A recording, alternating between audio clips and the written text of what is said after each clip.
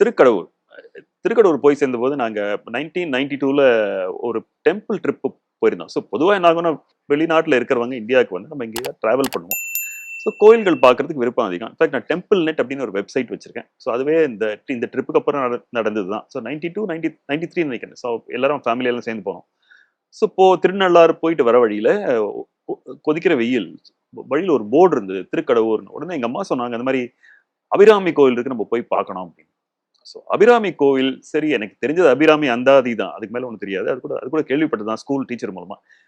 சரி போலாம் சொல்லி அங்க போனா வெயில் கொதிக்குது. வாசல்ல வந்து 2 யானை வருது, யானை மேல ஊர்வலம் வருது. ஸோ என்னடா நடக்குது தெரியல, வெயில் கால்லாம் சுடுது. உள்ள போறோம், அபிராமி கோவில் இருந்துச்சு. போய் பார்த்தா அபிராமி இல்ல, அமிர்த கட்டேஸ்வரர் இருக்காரு. ஸோ அமிர்த கட்டேஸ்வரர் பார்த்த உடனே மனசுல என்ன தோணுதுன்னா, சசிதரம் அமிர்த கட்டேஸ்வரம். ஓ, இந்த பாட்டு நம்ம கத்துட்டு இருக்கோமே, எப்போ 1973லயோ நோ கத்துட்டோம், ஞாபகம் வருதே, சரி போட்டோம் சொல்லி போனா, சங்காபிஷேக காத்திரம் சச்சிதானந்த மாத்திரம் சங்கரம் அபிராமி மனோகரம். அபிராமி மனோகரம். ஓ, அபிராமி கோயில் தான் இது. அமிர்த கட்டேஸ்வரர் சிவபெருமான், அபிராமி அம்மன் வந்து அம்மை அப்படிங்கிறது புரிஞ்சுது. அப்புறம் உள்ள போக போக ரொம்ப நாள் கேட்காத பாட்டு, ரொம்ப நாள் பாடாத பாட்டு, லைன் பை லைன் மனசுல கொஞ்சம் கொஞ்சமா ஞாபகம் வருது. அப்புறம் பக்த மார்க்கண்டேயா யூஷ்பிரதம், அத மார்க்கண்டேயருக்கு அருள் புரிஞ்சவர் அப்படின்னு. அப்புறம் பார்த்தாதான் தெரியுது, அங்க அங்க கால சம்ஹார மூர்த்தி இருக்காரு, கீழே பக்கத்துல மார்க்கண்டேயரும் இருக்காரு. பாட்டி சொன்ன கதை ஞாபகம் வந்தது.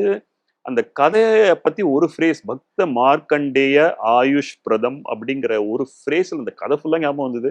இந்த பக்கம் யமன் இருக்காரு, இந்த பக்கம் கால சம்ஹார மூர்த்தியா சிவபெருமான் இருக்காரு. திடீர்னு எனக்கு கண்ணுல எல்லாம் தண்ணி வருது. எப்படிடா அதுன்னு எனக்கு புரியல. இது இது மத்தவங்களுக்கு எதிரிலையும் அழறதுக்கு விரும்பல நான். ஸோ ஒரு மாதிரி தொடச்சுட்டு சரி அப்படி இப்படி போயிடலாம். ஸோ வீட்டுல எல்லாரும் அபிராமி சன்னதிக்கு போயிட்டாங்க. இரு நான் வரேன் சொல்லிட்டு முதல்ல கொஞ்ச நேரம் அங்க இருந்துட்டு அப்படி வந்தேன். ஸோ அப்பதான் ஒரு தாட் வந்தது, இது தீட்சிதர் பாட்டுன்னு தெரியும். ஸோ அவர் இங்க வந்திருக்கணும், இதை பார்த்து எழுதியிருக்கணும், அவர் நடந்த பாதையிலே நம்மளும் நடக்கிறோம்.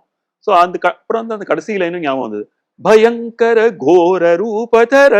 பயங்கரமான கோரமான ரூபம் உள்ள யமன், யமனிகிரகானுகிரகம், யமனை நிகிரகம் பண்ணி பின்ன அனுகிரகம் புரிந்தவர். அதாவது மார்க்கண்டேயனுக்காக காலத்தையே நிறுத்தி, ஆனா காலம் நின்னா வண்டி ஓடாது சொல்லிட்டு காலத்தை திருப்பி நிறுவி காலாந்தகர் அப்படின்னு சிவபெருமானுக்கு பேர் உண்டு. ஸோ அதெல்லாம் வந்தது மனசுல. ஸோ அப்போதான் தீட்சிதர் மேல ஒரு ஈர்ப்பு அதிகமாச்சு அந்த சமயத்துல இருந்து. ஸோ இது ஒன் ஆஃப் தி அனுபூதிஸ். இந்த மாதிரி நிறைய இருக்கு.